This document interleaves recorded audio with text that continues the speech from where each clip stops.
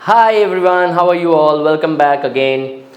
Now, previous video में हमने क्या समझा कि फर्म जहाँ पे ब्रेक इवन पॉइंट पे आता है। अब इस वीडियो में हम समझेंगे एक बड़ा ही खास सिनेरियो जहाँ पे फर्म को इक्विलिब्रियम में लॉस हो रहा है, बट लॉस होने के बाद भी it will continue its business activities, it will continue to produce and cell.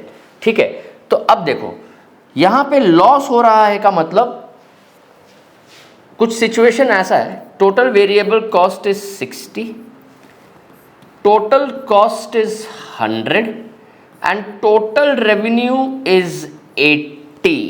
क्या मतलब यह है कि फर्म का रेवेन्यू वेरिएबल कॉस्ट को तो क्रॉस कर गया, but somehow is not able to reach up till total cost and move beyond that.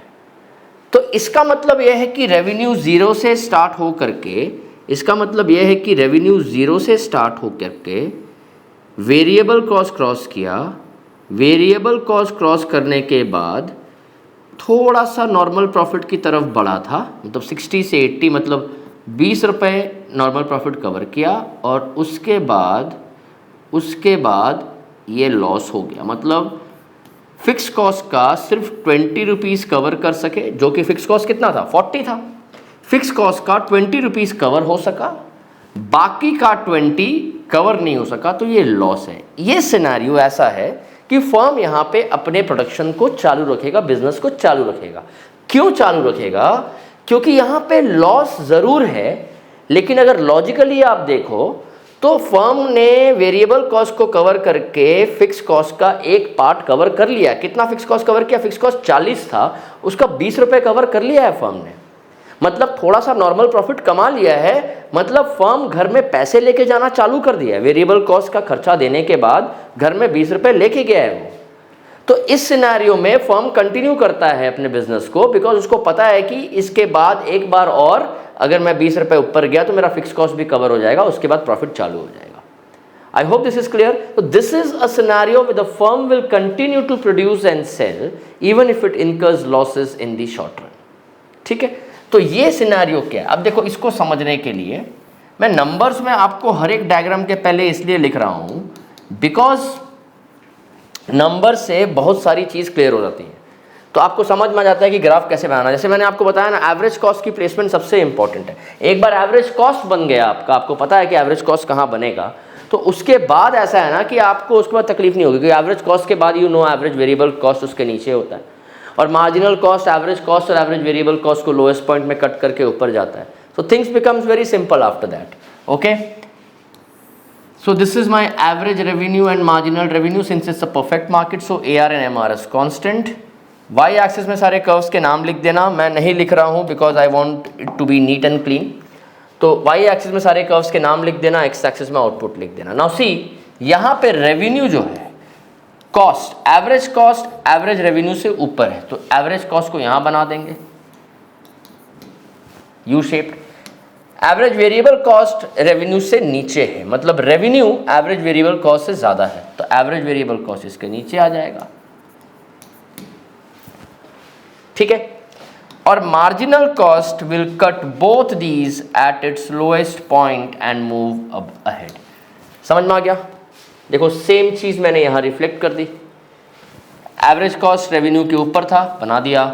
Revenue variable cost के ऊपर था, तो वेरिएबल कॉस्ट को रेवेन्यू के नीचे लेके गए और दोनों को नीचे से कट किया। Point of equilibrium is this where MR equals MC, the firm will produce and sell OQ quantity of output. ठीक है, तो रेवेन्यू कितना आया OQ बनाने में? रेवेन्यू यहाँ तक आया। रेवेन्यू में अब देखो, रेवेन्यू यहाँ से लेके Q से लेके E तक है। इस पॉइंट पे, पॉइंट E1 पे रेवेन्यू ने वेरिएबल कॉस्ट का हर्डल क्रॉस किया, यहाँ से लेकर के यहाँ तक, E1 से लेकर के यहाँ तक मैं दिखाता हूँ। तो पहले तो आप समझो फर्म ने थोड़ा सा नॉर्मल प्रॉफिट कमाया। मैं ब्रेक कर करके हर एक चीज़ को समझा रहा हूँ ताकि आपकी अंडरस्टैंडिंग क्लियर रहे। रिमेंबर गाइज, आप इसको रटना मत, इसको समझना, तभी आपको ये क्लियर होगा। और हर डायग्राम को 2-3-4 बार प्रैक्टिस करना। ठीक है, और ये नॉर्मल प्रॉफिट है, लेकिन यहाँ से लेके यहाँ तक इसके ऊपर इसके ऊपर फर्म को लॉस हुआ,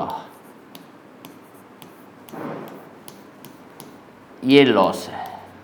क्यों लॉस है भाई? क्योंकि देखो E1 से लेकर के, मैं इसको पॉइंट K नाम देता हूं, E1 से लेकर के K तक फर्म का फिक्स कॉस्ट था, और इस फिक्स कॉस्ट का, है ना, E1 से लेके K तक फिक्स कॉस्ट है। इस फिक्स कॉस्ट का थोड़ा पर्पल जो आप देख रहे हो, ये वाला जो रीजन है, मैं आपको समझाऊं, अगर ये वाला रीजन जो आप देख रहे हो, इसको फर्म के रेवेन्यू ने कवर कर लिया है, ठीक है। लेकिन उसके बाद वाला जो पार्ट है, रेड से मैं उसको हाईलाइट करता हूं, इसके बाद वाला जो पार्ट है ये कवर नहीं कर सका फर्म, तो ये लॉस है। लेकिन ये लॉस जो है ये फर्म को रोकेगा नहीं। क्यों नहीं रोकेगा? क्योंकि भाई फर्म ने वेरिएबल कॉस्ट क्रॉस करके फिक्स कॉस्ट का थोड़ा हिस्सा कवर कर लिया है, और थोड़ा सा ही हिस्सा जो कवर नहीं कर सका उसको हम लॉस कह रहे हैं। लेकिन फर्म को पता है कि भाई थोड़ा नॉर्मल प्रॉफिट जो पर्पल वाला है तो हमने कमा ही लिया, बस थोड़ा सा और मेहनत करेंगे, थोड़ा सा और काम करेंगे तो फिक्स कॉस्ट कवर हो जाएगा। नेक्स्ट टाइम जब वेरिएबल कॉस्ट के ऊपर रेवेन्यू आएगा तो फिक्स कॉस्ट कवर हो जाएगा, और उसके बाद हम प्रॉफिट करना चालू कर देंगे। तो इसीलिए यहाँ पे इस सिनेरियो में फर्म कंटिन्यू करता है production even if it is incurring losses in the short run. I hope this is clear to everybody. अगर आपको ये वीडियो पसंद आई है तो please share this with your friends so that we all can grow together. Thank you so much. Next video में हम समझेंगे शट डाउन पॉइंट को, जो कि बहुत ही इंपॉर्टेंट कंसेप्ट है। Thank you.